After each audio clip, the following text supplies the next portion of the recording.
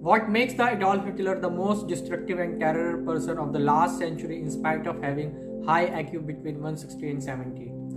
या ऐसा क्या है जो डॉक्टर दूसरों को हेल्थ कॉन्शियस होने की सलाह देता है, खुद ही सिगरेट पी रहा है? And another question is why the people are committing suicide even they are successful person in their life like the Russian billionaire Bozo? तो कोई कह सकता है कि क्या लाइफ में सक्सेसफुल होना या हाई आईक्यू होना गलत है? According to the science, there are the three aspects of the intelligence. That is, first one is the IQ, means intelligent quotient. Second one is the EQ, that is the emotional quotient, and the third one is the SQ, that is the spiritual quotient. तो IQ का क्या मतलब होता है? तो IQ का मतलब होता है कि किसी भी इंसान में कितनी ज़्यादा अच्छी एबिलिटी है डाटा प्रोसेसिंग की और लॉजिकल प्रॉब्लम सॉल्विंग की कितनी अच्छी एबिलिटी है, उस इंसान की IQ हाई होती है। दूसरा, EQ का तात्पर्य इस बात से है कि कोई भी इंसान किस प्रकार से अपने इमोशंस के बारे में अवेयर है, अपने सराउंडिंग्स में लोगों के इमोशंस के बारे में अवेयर है और उस हिसाब से कितना अच्छी तरीके से अप्रोप्रिएट वे में बिहेव करता है। And the third one is the SQ जो है वो हमारी किसी भी एक्ट की मीनिंग और उसके पर्पस के बारे में डिफाइन करता है कि इस एक्ट को करने का क्या हमारा मीन है हमारे लाइफ में और इसका क्या पर्पस है। तो अगर हम देखें जो IQ है तो मशीन्स में इंसानों से ज़्यादा देखा जाए तो मशीन्स में ज़्यादा है, क्योंकि मशीन्स में डाटा प्रोसेसिंग कैपेबिलिटी बहुत ज़्यादा है और लॉजिकल प्रॉब्लम सॉल्विंग कैपेबिलिटी ज़्यादा है। For example super computer. तो अगर हम इसी IQ में अगर हम EQ को ऐड कर देते तो ये जो इंटेलिजेंस की क्वालिटी वो जानवरों में पाई जाती है। इसलिए किसी भी स्पीशीज़ में जो मादा होती है, मदर होती है एनिमल्स की, वो अपने यंगर जनरेशन का बहुत ख्याल रखती है। या हम जैसे डॉग से जो है लॉयल्टी का क्वालिटी सीखते हैं, या काऊ से सिंप्लिसिटी कैसे हमें रहना चाहिए वो सीखते हैं, क्योंकि ये जो क्वालिटीज़ है वो इमोशंस पे बेस्ड है। जैसे डॉग का अपने ऑनर के साथ इमोशन है, जब भी वो एक लॉयल्टी का उसमें ज़्यादा क्वालिटी पाया जाता है। बट ऐसा क्या है जो इंसानों को मशीनों से और जानवरों से अलग करता है? That is the SQ। तो इंसानों में IQ plus EQ plus SQ पाया जाता है और SQ एक ऐसा एस्पेक्ट है इंटेलिजेंस का जो कि डिफाइन करता है कि किसी भी व्यक्ति को किसी भी काम करने से पहले क्या उसे इंडल्ज होना है नहीं होना, क्या उसे उस सिचुएशन में अपने आप को डालना है नहीं डालना, क्या उसका मीन है उस एक्ट को करने का, या वो किस प्रकार से उसकी लाइफ के पर्पस को फुलफिल करता है। तो ये जो ट्रांसफॉर्मेटिव डिस्टिंग्विश है SQ का वो अलग बनाता है, यानी कि जो एक ट्रांसफॉर्मेटिव पावर है वो डिस्टिंग्विश करता है SQ को IQ और EQ से। तो इन तीनों का रिलेशन समझने के लिए मैं 2 केस स्टडीज लूँगा और ये किस प्रकार से एक दूसरे पे इफेक्ट करते हैं उसको हम डिटेल में उन केस स्टडीज के माध्यम से जानेंगे। तो 2 दोस्त हैं, अंकित और पवन। तो अंकित और पवन एक साथ इस साल के 12th के बोर्ड के एग्जाम्स में बैठते हैं और अंकित जो है वो रिजल्ट आने के बाद डिस्ट्रिक्ट टॉपर बन जाता है और वहीं पवन जो है वो लो मार्क्स स्कोर करता है बोर्ड एग्जाम्स में। हालांकि जो बोर्ड एग्जाम्स होते हैं हमारे स्कूल्स में वो मेनली IQ को ही क्या कहते हैं जज करते हैं, जिससे पता लगता है कि अंकित की जो IQ है वो बहुत ज़्यादा हाई है।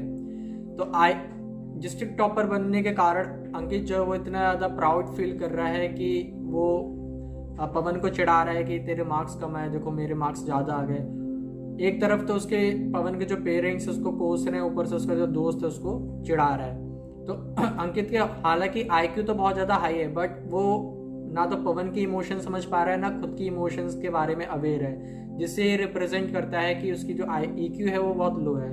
वो अपने आप को ये नहीं समझ पा रहा, अपने इमोशंस को ये नहीं जान पा रहा है कि उसके प्राउड फील करने से उसके दोस्त को ठोस पहुंच रहा है जो कि उसके सेंटिमेंट्स को हर्ट कर रहा है। इससे वो बहुत ज़्यादा इनसेंसिटिव हो गया है, बजाय कि वो अपने दोस्त को एनकरेज करे कि आगे के एग्ज़ाम के लिए वो हेल्प करे उसको पढ़ाई करने के लिए और उसे मोटिवेट करे, बजाय वो इतना ज़्यादा इंसेंसिटिव हो गया है कि उसे चिढ़ा रहा है। तो यहाँ पे ये पता लगता है कि अंकित की हालांकि IQ तो ज़्यादा है जो कि बोर्ड एग्जाम्स के मार्क्स से पता लग रहा है, बट EQ यहाँ पे लो है, जिससे कि पवन के प्रति जो उसकी फीलिंग्स है वो इनसेंसिटिव हो गई हैं। और जो यहाँ पे पवन है वो बहुत ज़्यादा इन्फीरियोरिटी कॉम्प्लेक्स में जा चुका है अंकित के बिहेवियर के कारण। अगर हम केस 2 ले तो अक्सर हमने ये जो केस 2 बताने जा रहा हूँ ये हमने अक्सर अपनी लाइफ में देखा होगा।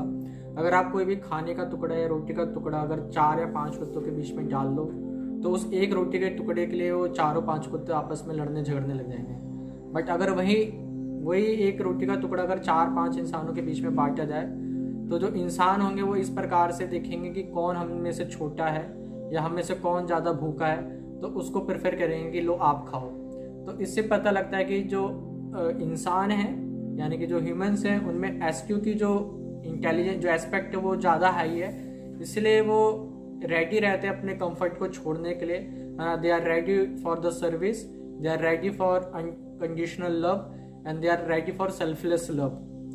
तो यही जो इंटेलिजेंस का एस्पेक्ट है डिस्टिंग्विश करता है जानवरों से और मशीनों से इंसानों में, और इसी को स्पिरिचुअल क्वोशंट कहते हैं। और ये अपना जो कंफर्ट छोड़ने के लिए इसलिए तैयार रहते क्योंकि उन्हें पता है कि इससे सोसाइटी का वेलफेयर होगा, है ना, समाज का भला होगा, और अल्टीमेटली जब लोगों का हम भला करेंगे तो लोग भी हमारा भला करेंगे, तो इससे अल्टीमेटली सोसाइटी में पीस एंड प्रोस्पेरिटी ही फैलेगा। तो अगर हम आज के समाज में देखें तो हम ये देखेंगे कि जो इंसान है वो कहीं ना कहीं जानवरों जैसा बर्ताव कर रहा है, मशीनों जैसा बर्ताव कर रहा है। अगर वो जानवरों जैसा बर्ताव कर रहा है यानी कि उसमें जो एसक्यू का जो एस्पेक्ट है वो कम है, और अगर वो मशीनों जैसा बर्ताव कर रहे हैं यानी कि उसमें एसक्यू के साथ साथ ईक्यू का एस्पेक्ट कम है। जब भी लोग जिनमें जो जानवरों जैसा बर्ताव कर रहे हैं, है ना, इसलिए वो गलत एडिक्शन में चले जाते हैं या वो सुसाइड कर लेते हैं, क्योंकि उन्हें अपनी लाइफ का कोई पर्पस नहीं पता, उनको मीन नहीं पता कि इस लाइफ के साथ मेरे को क्या ही करना है। दूसरा, जो लोग मशीनों जैसा बर्ताव करते हैं या तो वो टेररिस्ट बन जाते हैं, डिक्टेटर बन जाते हैं, ना तो उन्हें लाइफ का कोई पर्पस पता है ना मीन पता है कि उससे हमें क्या सोसाइटी के लिए क्या वेलफेयर करना है for the sake of humanity, for the sake of world, और ना तो उन्हें लोगों की फीलिंग्स के बारे में पता है। इसलिए वो इतने ज़्यादा इंसेंसिटिव हो जाते हैं कि बच्चे जैसे को भी मारने के लिए तैयार हो जाते हैं। इसलिए समाज में हम देखते हैं कि दुनिया में एडोल्फ हिटलर जैसे डिक्टेटर हुए जिनके पास सिर्फ IQ था, ना तो EQ था ना SQ था, और ऐसे डॉक्टर जो लोगों को हेल्थ कॉन्शियस होने के लिए तो कह रहे हैं, हालांकि उनमें IQ और EQ तो है बट SQ नहीं है, लाइफ का मीनिंग नहीं है, कोई पर्पस नहीं है, for the sake of humanity उन्हें पता ही नहीं कि क्या हमें, है ना, सेल्फलेस सर्विस करना है और क्या हमें एक एज ए एग्जाम्पलरी शो करना है अपने कंफर्ट को छोड़ते हुए। तो अगर हम देखें तो कहीं ना कहीं हम देखते हैं कि an animal in a human body और a machine in a human body, तो ये हम कहीं ना कहीं समाज में देखते हैं। तो अगर हम इन दोनों केस में देखें तो अगर पहला केस अगर हम लें तो अंकित जैसे बच्चे जिनके पास हाई IQ है वो अच्छी प्लेसमेंट्स पा लेते हैं बड़ी बड़ी MNCs में या किसी गवर्नमेंट जॉब में, और जब अपनी IQ के बेसिस पे जब उनको जॉब लग जाती है बट वो अपनी जॉब को हैप्पीली सस्टेन नहीं कर पाते, क्योंकि जब वो जॉब लाइफ में जाते हैं तो वहाँ पे कहीं ना कहीं उन्हें किसी प्रकार का इंसल्ट झेलना पड़ता है। हो सकता है कोई उनका जो बॉस हो उन्हें डांटे किसी काम को लेके, या अपने प्रोजेक्ट्स को लेके उनको इतनी ज़्यादा एंजाइटी है कि वो अपने इमोशंस नहीं झेल पाते, तो अपनी प्रेस्टीज को बनाए हुए या किसी ने उनको कोई बुरा कह दिया वो इस बात को लेके इतना बुरा फील करने लग जाते हैं कि वो डिप्रेशन में चले जाते हैं या एडिक्शंस में चले जाते हैं, तो क्योंकि वो अपने इमोशंस नहीं झेल पाएंगे। हालांकि IQ के बेसिस पे तो उन्होंने जॉब पा ली है बट वो उनके पास इमोशंस नहीं है, तो इनको मैनेज नहीं कर पाते, इसलिए वो उनकी जो लाइफ है वो हैप्पीली सस्टेन नहीं रह पाती, इवन जॉब भी सस्टेन नहीं रह पाती। और इवन जो लोग जिनके पास IQ प्लस EQ भी है वो इतने ज़्यादा इमोशनली वीक हो जाते हैं कि उन्हें पता नहीं रहता है कि कब अपनी वॉइस रेज करनी है और कब नहीं करनी है। इवन उनके साथ गलत भी हो रहा होगा तो वो अपनी आवाज़ नहीं खड़ा कर पाते, क्योंकि वो सोचते हैं कि अरे सामने वाला बुरा मान जाएगा, इवन चाहे उसके साथ गलत ही हो रहा हो। तो ये इस कारण से होता है क्योंकि उनके पास SQ नहीं होता, उन्हें पता नहीं है कि मीन क्या है इस एक्ट का और इसका क्या पर्पस है, जो मैं काम कर रहा हूँ इससे मैं क्या गेन करने वाला हूँ, इससे क्या वेलफेयर होगा। अगर वह व्यक्ति अगर कोई मेरे साथ गलत कर रहा है और उसके खिलाफ में अगर अपनी वॉइस ही नहीं खड़ा कर पा रहा, यानी कि उस पर्सन को क्लियर नहीं है कि उस एक्ट का या उस जॉब का या कोई भी जो एक्टिविटी कर रहा है उसका क्या पर्पस है, उससे वो क्या अचीव करना चाहता है।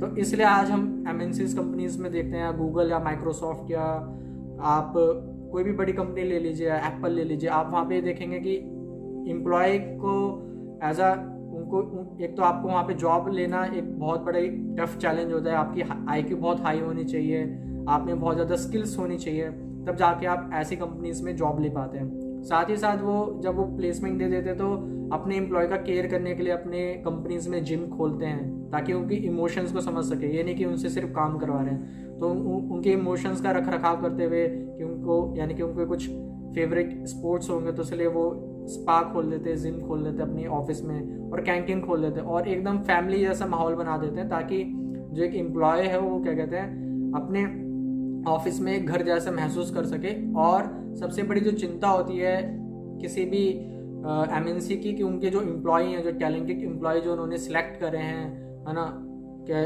पर्टिकुलर कंपटीशन से, वो उनको छोड़ के ना जाएं, इससे कंपनी का लॉस हो जाए। बट कहीं ना कहीं जो एक एमएनसीज कंपनियां हैं वो भी ये बड़ी बड़ी कंपनियां जो हैं वो आईक्यू और ईक्यू पे ही एम्फेसाइज कर रही हैं, बट वो एसक्यू के लेवल तक नहीं आ पा रही। और ये कुछ कंपनियां हैं जो इन चीज़ों पे सोच रही हैं, बट आप इंडियंस कंपनी में देखेंगे तो अभी भी ईक्यू का जो एम्फेसाइज है वो भी आज भी कम है। इसलिए जितने भी आप इंफॉर्मेशन टेक्नोलॉजी की इंडस्ट्रीज में देखेंगे, जितने भी कोडर्स हैं, सॉफ्टवेयर इंजीनियर हैं, वो बहुत ज़्यादा फ्रस्ट्रेटेड है अपनी लाइफ को लेकर। आईक्यू के लेवल पे तो उन्हें जॉब मिल गई, बट अपने ईक्यू इमोशंस को वो हैंडल नहीं कर पा रहे हैं। और ना तो उनकी कंपनी उनका रख रखाव कर रही है, इवन सिर्फ कंपनी क्या, उनके फैमिली मेम्बर्स को भी क्लियर नहीं है कि किस प्रकार से हमें सेंसिटिव होना चाहिए लोगों के इमोशंस के लिए। इन दो केस स्टडी से पता लगता है कि कहीं ना कहीं जो आईक्यू है वो कंट्रोल होती है ईक्यू से, और ईक्यू और आईक्यू जो है वो कंट्रोल होता है एसक्यू से। इसलिए मार्क जुकरबर्ग और स्टीव जॉब्स जैसे लोग जब अपनी लाइफ में बहुत ज़्यादा फ्रस्ट्रेटेड थे और उनकी कंपनी इतनी ज़्यादा ग्रोथ नहीं कर रही थी, तो इसकी तलाश में, स्पिरिचुअलिटी की तलाश में अपने एसक्यू पे वर्क करने के लिए वो इंडिया आए। वो दोनों इंडिया आए और स्पिरिचुअलिटी प्रैक्टिस करी और अपने एसक्यू जो इंटेलिजेंस का जो एस्पेक्ट है एसक्यू उस पर वर्क करा, और फिर वापस यहाँ से अमेरिका जाते हैं। अपनी कंपनी को सक्सेसफुल बनाने के साथ साथ वो उस सक्सेस को सस्टेन भी करते हैं और उसमें लगातार ग्रोथ भी हम देख पाते हैं फेसबुक और एप्पल जैसी कंपनी में, जो कि इन दोनों के वो सीईओ और चेयरमैन, इवन को फाउंडर्स भी हैं। तो कहीं ना कहीं हम ये देखते हैं कि जो फॉरेनर्स हैं वो स्पिरिचुअलिटी को और जो इंटेलिजेंस का जो एसक्यू एस्पेक्ट है उसको कहीं ना कहीं रिकॉग्नाइज कर रहे हैं। इसलिए आप जितने भी हाईली इफेक्टिव लोगों के बारे में पढ़ेंगे, उनके दिनचर्या के बारे में पढ़ेंगे, वो कहीं ना कहीं अपने लाइफ का कुछ समय स्पिरिचुअलिटी के लिए दे रहे हैं या कुछ स्पिरिचुअल प्रैक्टिसेस कर रहे हैं, जैसे कि जल्दी समय पे उठना, ब्रह्म मुहूर्त के समय पे उठ के एक्सरसाइजेस करना, मेडिटेशन करना और नेचर के प्रति ग्रेटिट्यूड होकर ग्रेटिट्यूड जर्नल लिखना। तो अक्सर लोगों के मन में सवाल रहते कि किस प्रकार से ये जान पाएं कि उनके अंदर जो एसक्यू का जो एस्पेक्ट है वो ज़्यादा हाई है। तो उसमें कुछ कॉमन क्वालिटीज़ हम देखते हैं जो हाई एसक्यू पीपल हैं। तो उनके अंदर जो टॉलरेंस पावर होती है कि अगर कोई उनका इंसल्ट कर दे तो वो टॉलरेट कर लेते हैं, या कोई भी डिफ़िकल्टीज या प्रॉब्लम चल रही है तो उन चीज़ों को टॉलरेट करते हुए आगे बढ़ते हैं। या इवन क्राइसिस के समय उनकी जॉब छूट जाए या उनका कोई क्लोज्ड वन की किसी की डेथ हो जाए, जब भी वो अपना टेम्पर लूज नहीं करते और वो अपनी जो प्रिस्क्राइब ड्यूटीज़ हैं, जो डेली एक्टिविटीज़ है, उसको कैरी ऑन करते हैं। तो कोई कह सकता है कि इन थीस्टिक एसक्यू का कोई साइंटिफिक बेसिस है? तो हाँ है। तो 1990s में यूनिवर्सिटी ऑफ कैलिफोर्निया में एक साइंटिफिक रिसर्च करी गई ब्रेन के ऊपर by the technique positron emission topography. इसमें क्या किया गया कि लोगों को बिठाया गया और उनसे आपस में डिस्कस किया गया कि आप अपने आपस में स्पिरिचुअलिटी पे डिस्कस कीजिए, इन क्वेश्चन पे डिस्कस कीजिए कि what is the purpose of life, what happens after death, who am I, और इस एग्जिस्टेंस का क्या पर्पस है इस यूनिवर्स के। तो जब ये पता करा तो उन्होंने ये देखा कि कुछ एरियाज में जो टेम्पोरल लोब्स कहा जाता है ब्रेन्स के, वहाँ पे जो न्यूरल कनेक्शंस हैं, वहाँ पे जो कनेक्शंस थे, न्यूरल कनेक्शन जहाँ पे न्यूरॉन्स आपस में मिलते हैं, वो लाइट अप हो जा रहे थे, जो कि पॉजिट्रॉन एमिशन टोपोग्राफी में दिख रहा था। इन एरियाज़ को उन्होंने गॉड स्पॉट के नाम से नामकरण करा गया। इन एरिया को गॉड स्पॉट का नाम दिया साइंटिस्टों के द्वारा, और ये कंक्लूड करा कि जो हमारा ब्रेन है वो इस हिसाब से प्रोग्राम्ड हुआ है कि हम अपने लाइफ के अल्टीमेट क्वेश्चंस पूछ सकें कि हमारे लाइफ का क्या पर्पस है, आफ्टर डेथ क्या होता है हमारे साथ, और इस यूनिवर्स को बनाने का क्या पर्पस है, इस एग्जिस्टेंस का क्या पर्पस है। इसका एक और साइंटिफिक बेसिस है जो कि ऑक्सफोर्ड यूनिवर्सिटी प्रेस द्वारा एक बुक रिलीज की गई जिसका नाम है handbook of religion and health. और इस बुक में इन्होंने 2000 लोगों के ऊपर एक्सपेरिमेंट करा और इसमें 2000 लोग उन्होंने सेलेक्ट करे। कुछ लोग रिलीजियस पीयर्स थे और कुछ लोग नॉन रिलीजियस पीयर्स थे। ये रिलेशनशिप पता करने के लिए कि जो लोग रिलीजन फॉलो कर रहे हैं और जो नॉन रिलीजियस पीपल है उनके मेंटल और फिजिकल हेल्थ में क्या फ़र्क है। उस बुक के मैं कुछ मेन पॉइंट्स बताना चाहूँगा। पहला point, people who attended a spiritual programme at least once a week lived average 7 years longer than those who did not attend at all. Second, religious youth showed significantly lower levels of drugs and alcohol abuse premature sexual involvement, criminal delinquency and suicidal tendency than their non-religious counterparts. Third, researcher Harold G. Cohen concluded a high SQ faithfulness to God appears to be benefit people of all means, educational levels and ages. आखिर में आपका सवाल ये उठ सकता है कि किस प्रकार से जो SQ है उसको डेवलप किया जाए, वो भी हाई लेवल तक। तो इसके लिए मैं 4 सॉल्यूशन बताऊंगा। तो पहला है ABCD। A stands for association. आप उन लोगों का एसोसिएशन कीजिए जिनका जो SQ का जो लेवल है वो हाई है और उनसे सीखने का प्रयास कीजिए। अगर आपके आजू बगल ऐसे लोग नहीं हैं तो उनको अप्रोच कीजिए ऐसे लोगों के पास और उनसे जानने का प्रयास कीजिए कि किस प्रकार से मैं ऐसे इन्वायरमेंट में रहते हुए SQ को डेवलप कर सकूं। दूसरा है बुक्स लाइक भगवद गीता, श्रीमद् भागवतम, वेदांत सूत्र और वेदास।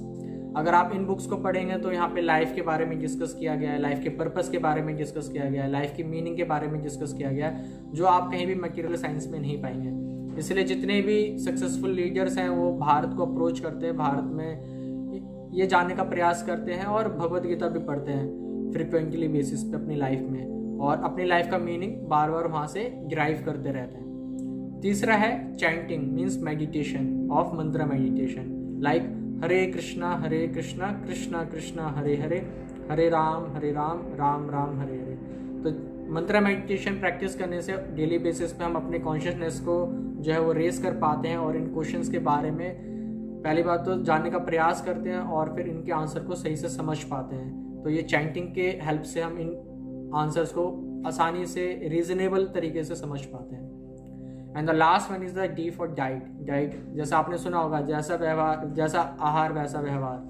तो अगर आप प्रयास करें कि अगर सात्विक खाना लीजिए, है ना, या वो बेस्ट हो कि अगर वो भगवान को ऑफर्ड हो, तो इससे आपका जो माइंड है वो नरिश होता है और आप इन सब्जेक्ट मैटर्स के ऊपर डिस्कस कर सकते हैं और सोच सकते हैं। अदरवाइज बहुत टफ होता है कि अगर आप बहुत, है ना, पैशनेट खाना खाते हैं जो कि रजोगुड़ी होता है, तो उससे हेल्प नहीं मिलता कि आप इन सब्जेक्ट मैटर्स के बारे में डिस्कस कर सकें। लास्ट में मैं स्टीवन कॉवी सर की कुछ लाइनें के साथ आपको छोड़ना चाहूँगा, जो कि मॉडर्न मैनेजमेंट गुरु हैं, जो बड़ी बड़ी MNCs कंपनीज में EQ और IQ और SQ के ऊपर वर्कशॉप्स कराते हैं और सेमिनार्स देते हैं।